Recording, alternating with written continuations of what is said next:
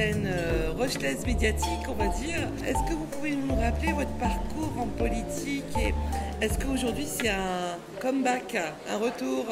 Non, c'est pas un comeback, c'est pas un retour parce que j'ai toujours été présente en tant que rochelaise. Alors peut-être vous rappeler effectivement ce que j'ai fait précédemment, puisque je suis rentrée dans l'équipe de Maxime Bonneau, l'équipe municipale de Maxime Bonneau en tant qu'adjointe au maire. Maxime Bonneau m'a fait confiance pour un deuxième mandat en me confiant les affaires économiques et donc la vice-présidence des affaires économiques à la communauté d'agglomération de La Rochelle.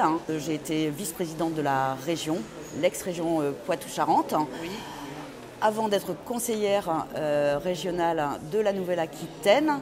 Et j'ai fait le choix en 2021 de m'arrêter, voilà, pour prendre du recul, pour regarder, pour observer. Mais j'ai toujours été très présente sur la place rochelaise et puis surtout en tant que militante. Et je pense que beaucoup de Rochelais me connaissent et me reconnaissent d'avoir toujours été présente puisque je continue, même sans être élue, je continuais à être sollicitée par les Rochelais.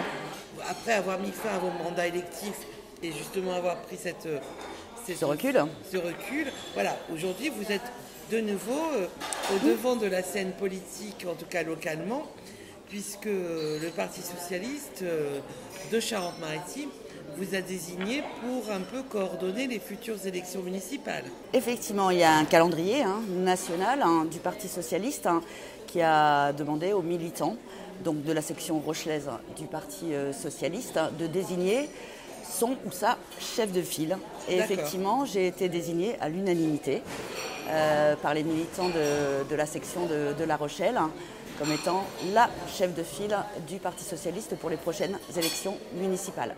Vous avez une mission pour l'agglo de La Rochelle ou est-ce que c'est vous qui allez vous présenter en tant que candidate pour le Parti socialiste? Mon objectif, effectivement, premier, c'est de rassembler.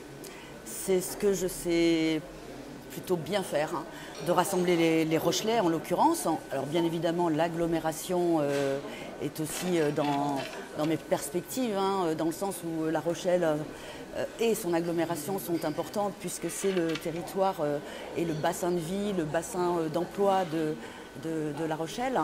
Mais effectivement, c'est pour conduire et rassembler, en tout cas, l'ensemble des gens qui se retrouvent avec les valeurs de gauche que je porte. Et puis, au-delà, rassembler aussi les Rochelais qui m'ont fait savoir de manière très sympathique, très agréable, leur volonté de vouloir me soutenir dans cette belle aventure, que ce soit les acteurs économiques, les acteurs associatifs, du monde culturel, du monde sportif. On sait La Rochelle est comme une ville traditionnellement radicale de gauche, on va dire, avec l'héritage de Michel Crépeau, bien sûr. On a un maire actuel, Jean-François Fontaine, dont on ne sait pas s'il va continuer, mais qui se revendique de Michel Crépeau. On a un député qui, lui aussi, M. Olivier Falorni, se revendique de l'héritage de Michel Crépeau. Ça va être peut-être compliqué pour le Rochelais, l'électeur Rochelais, d'y voir clair. D'y voir un peu plus clair. Vous savez, moi j'ai envie aussi de considérer les Rochelais comme des citoyens. Non pas comme des simples administrés ou comme de simples électeurs. Vraiment des citoyens à part entière. Vous êtes une citoyenne, je suis une citoyenne. Et je pense aussi que les Rochelais n'ont pas envie d'une campagne électorale à venir où on va leur faire ressentir simplement des bisbilles de politique politicienne. Moi, je veux bien être celle qui sera au-delà de ça. On a justement envie, je vous parlais tout à l'heure de se rassembler. Aujourd'hui, je travaille avec tout le monde, j'écoute tout le monde, je vois tout le monde et je ne veux pas rentrer dans une démarche justement de désunion, de polémique recuite. Je suis pas là-dedans, je ne l'ai jamais été. J'ai toujours tenté de ne pas l'être. Donc je reste moi-même et je ne veux pas rentrer dans les combats potentiels également futurs adversaires. Voilà, je serai bien au-delà de tout ça et au-dessus de la mêlée, comme on dit en rugby. Vous allez aller évidemment tendre la main à Jean-Marc Soubest et aux écologistes locaux, mais aussi aux gens de la France Insoumise. Or, on sait que M. Mélenchon est souvent un répulsif, alors que les électeurs de la France Insoumise ont sans doute beaucoup de choses en commun à partager. Moi, je rassemblerai et je ferai tout pour rassembler tous ceux qui partagent mes valeurs. Et j'irai toujours vers ceux qui ont effectivement ces valeurs. Parce qu'il n'y a pas de petits Rochelais, de grands Rochelais, on parlait des forces vives. Voilà, je mets tout le monde sur le même plan et j'écouterai tout le monde. Je souhaite aussi être dans une dynamique de collectif. Vous citiez tout à l'heure Michel Crépeau, je crois qu'il a démontré cette volonté de collectif. Maxime Bonneau m'a appris à faire ce collectif. Donc je suis vraiment dans une démarche collective. On est tout seul, toute seule, on n'arrive à rien. Bien sûr. On est vraiment, moi je suis vraiment dans une volonté, j'ai toujours travaillé comme ça. C'est pas maintenant que je vais changer. Donc retrouver ce collectif-là, à la fois avec, encore une fois, ceux qui partagent mes valeurs. Et bien évidemment, il faut que ça aille dans l'autre sens, c'est-à-dire que tous ceux qui me rejoindront adhéreront à ces valeurs. Et je pense qu'on est très nombreux à les partager, ces valeurs. Alors ces valeurs, justement, quelles seraient-elles pour La Rochelle qui, somme toute, est une ville très engagée aujourd'hui sur l'écologie, sur les mobilités douces? Alors là, on parle de... C'est un peu tôt. Oui, c'est un petit peu tôt, parce que je vous le disais tout à l'heure, on est dans du collectif. Ouais. Je ne vais pas construire, moi, toute seule, un projet dans mon coin, le soumettre au rocher et me donner un blanc-seing. Bien évidemment, il y a des grandes lignes. Bien évidemment, on connaît les sujets qui intéressent, en particulier les Rochelais. Le logement en fait partie. Je pense qu'il y a quand même une idée assez importante,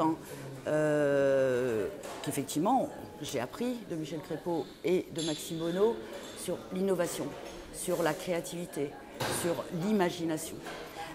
Comment à un moment donné une action municipale s'imagine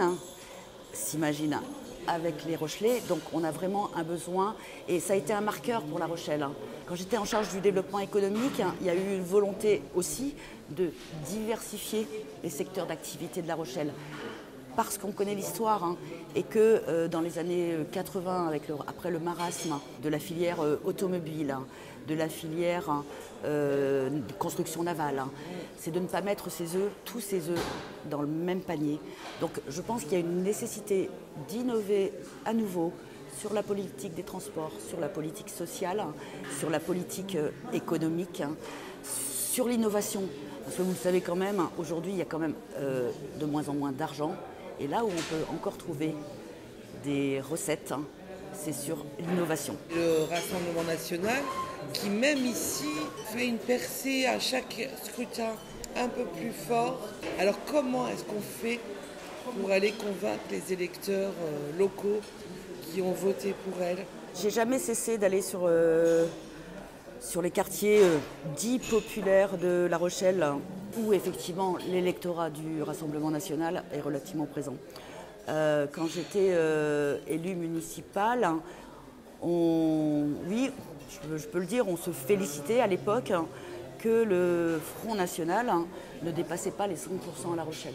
C'est plus le cas, ouais. Aujourd'hui, sur certains bureaux de vote, il est à 25%. Et comme vous le dites, sans faire campagne. Ça veut dire que les idées du Rassemblement national, au niveau national, oui, c'est ça, ont infusé. Je pense que la gauche a une responsabilité d'avoir délaissé, peut-être pas écouté, les électeurs du Front National. C'est la raison pour laquelle on a toujours une part de responsabilité dans l'écoute et le dialogue avec les citoyens que je veux renouer à La Rochelle. Et il faut renouer ce dialogue-là. Moi, j'ai jamais cessé de le faire. Quand un citoyen interroge un élu ou une ancienne élue comme moi, c'est que c'est important pour lui. Et on a tout intérêt et il faut apporter une réponse. On peut dire, je ne suis pas sûre d'y arriver. Toujours être modeste dans une fonction et une posture d'élu. Toujours être modeste, dire je ne suis pas sûre d'y arriver. Mais je vais essayer. et je vais tout faire pour réussir. Je vais tout faire pour réussir. Aujourd'hui, je travaille depuis 2007 au ministère de l'Environnement et en particulier dans son inspection générale de l'environnement et le développement durable. Que fait l'inspection générale du ministère de l'Environnement? Elle fait des bilans et de la prospective sur les politiques publiques du champ ministériel du ministère de l'Environnement, c'est-à-dire la biodiversité, c'est-à-dire les transports, c'est-à-dire l'énergie, c'est-à-dire tout le secteur maritime, par exemple, c'est-à-dire les risques naturels, les risques technologiques. Voilà, donc c'est des sujets qui me tiennent particulièrement à cœur et qui sont très transversaux. Risques technologiques, risques naturels. Ici à La Rochelle, on est très bien placé pour le savoir. On a vécu Xynthia. Il y a des plans de prévention et d'action contre les inondations. C'est des sujets qu'on connaît bien. Nous ne sommes pas à l'abri. Il y a une nécessité là aussi d'informer les Rochelais de ce qu'on appelle la culture du risque. Non pas pour rendre le sujet anxiogène, mais une prise de conscience qui est importante. C'est important pour La Rochelle, c'est important pour l'île de Ré. Voilà, d'avoir cette culture en tête de ce que nous pouvons risquer potentiellement sans encore une fois être dans du catastrophisme. Mais en tout cas, connaître son territoire, connaître l'histoire de son territoire. Moi je me souviens pour Xynthia, des anciens du côté de Dives, de la commune d'Ives, Châtelaillon, qui disaient bah oui, mais c'est normal que l'eau est. Moi, j'ai déjà vu l'eau ici. Elle est déjà venue jusqu'ici. Donc, continuer à apprendre des anciens. Nous avons été témoins de Xynthia. Donc, c'est comment, à un moment donné aussi, on transmet, on passe le relais auprès des nouveaux Rochelais, auprès des jeunes.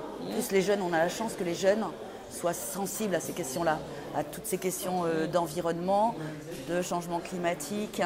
Les éoliennes en mer là, qui vont en Nouvelle-Aquitaine être une filière apparemment prépondérante, notamment en économie, porteuse d'emploi. Donc ça aussi, ça touche le ministère de l'Environnement. L'éolien en mer, oui, moi j'ai soutenu, je le dis clairement, depuis le début, le parc éolien offshore au large de l'île d'Oléron. On ne peut pas à un moment donné vouloir voir disparaître les énergies fossiles et être opposé. Alors, encore une fois, pas n'importe comment. Il y a la Commission nationale du débat public qui a fait un énorme boulot d'explication, de pédagogie, d'aller vers les citoyens, qui a fait bouger les lignes. D'ailleurs, ce débat, le débat public, a fait bouger les lignes, absolument, a fait bouger le projet. Et là, je trouve qu'on est vraiment dans un bel exercice de démocratie locale. Eh bien, est-ce que vous n'avez pas peur qu'on arrive en France, justement, vous parlez de la commission du débat public, le gouvernement actuel, et vous êtes au ministère de l'Environnement, parle de supprimer cette commission. Est-ce qu'on n'est pas en train de trumpiser un peu la France et de supprimer en fait toutes ces instances qui mettent un peu des bâtons dans les roues aux projets gouvernementaux quels qu'ils soient. Ces instances, pour moi, ne mettent pas des bâtons dans les roues, bien au contraire. Elles sont là justement pour expliquer les projets, pour faire comprendre les enjeux économiques. Et ce que je vous disais aussi, comment on peut... Moi, je suis fermement certaine de cette possibilité de concilier le développement économique et l'environnement. Comment on concilie le social, l'environnemental et l'économique. Et il est vrai que les élections américaines ne nous ont pas fait prendre ce chemin-là. Bah, écoutez, si nous devons être des résistants, ou en tout cas La Rochelle belle et rebelle, comme on dit, nous serons cela. Vous êtes une femme de culture, puisqu'au départ vous êtes arrivée à La Rochelle avec la compagnie de danse contemporaine de Régine Chopineau. Aujourd'hui, la culture est malheureusement très mal menée, même ici à La Rochelle. Vous savez, la culture, supprimer la culture et vous verrez l'ignorance, ce qu'elle peut donner. J'ai toujours considéré que le sport et la culture, auquel je suis vraiment très, très, très attachée, arrivent à relier les personnes, quel que soit leur statut social, quel que soit... On l'a bien vu pendant les Jeux Olympiques cet été. Oui, enfin alors je vais peut-être remonter là aussi, enfin vous vous souvenez tous de la Coupe du Monde de 98, qu'on aime le foot ou qu'on n'aime pas le foot. voyez à La Rochelle ce qu'apporte le Stade Rochelais, Ben oui, bien sûr. qu'on aime le rugby ou qu'on n'aime pas le rugby, ce qu'amènent les francopholies, qu'on aime le rap ou qu'on n'aime pas le rap. Oui, oui, c'est vrai. Je veux dire, la culture, la danse, le chant, toutes les pratiques, la musique, les musiques actuelles. Voilà, tout ça nous soude terriblement et il est clair que ça fait partie de mes, oui, je le dis, de mes priorités. Parce que là aussi, je suis arrivée effectivement à La Rochelle avec plutôt une carrière professionnelle dans la communication. Effectivement, Régine Chopineau m'a donné ma chance en m'intégrant à cette équipe. Alors non, je ne dansais pas, puisque j'étais plutôt sur la préparation des tournées, sur la communication, donc le versant administratif de la compagnie de Régine. J'ai suivi ensuite Kader Atou, aujourd'hui 1000 plateaux, voilà, se développe et va sur l'espace public aussi. Il va y avoir bientôt un kilomètre de danse. Enfin voilà, je suis toujours ça avec beaucoup d'attention. Donc je ne serai pas celle qui détruira toute cette belle histoire des associations à La Rochelle.